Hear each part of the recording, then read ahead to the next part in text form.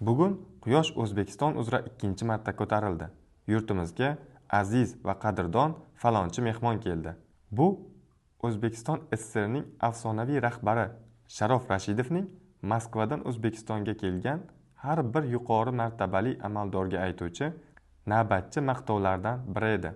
Rashidov 24 yil ichida hokimiyat tizimida shunchalik mustahkam o'rnashib olganki, hatto SSSR KGBning qudratli rahbari Andropov ham undan cho'chigan. Bu haqida qiziq bir voqea ham tarqalgan. 1974-yilda Andropov O'zbekiston KGBga rahbar qilib, tajribali general Edward Nortmanni yuboradi. Unga O'zbekistondagi Rashidov lobbisini fosh qilish vazifasi topshiriladi. 1975-yilda Moskvadagi partiya plenumlaridan birida Nortman katta minbarga chiqadi, O'zbekistondagi korrupsiya haqida gapiradi. Tabiiyki, Sharof Rashidov bundan qattiq g'azablanadi. Chunki u respublikaga aytilgan har qanday fikrni o'ziga qarshi aytilgan fikr sifatida qabul qilardi. Yig'ilish so'ngida Andropov Nortmanni oldiga chaqiradi va unga "Sen nega minbarga chiqding? Sen menga tirik keraksan" deya tanbeh beradi.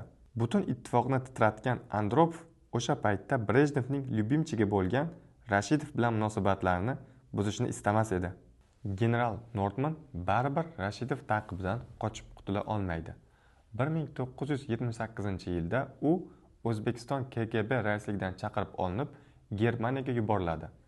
Moskvadagi barcha Nortman nega O'zbekistondan ketganini juda yaxshi bilardi.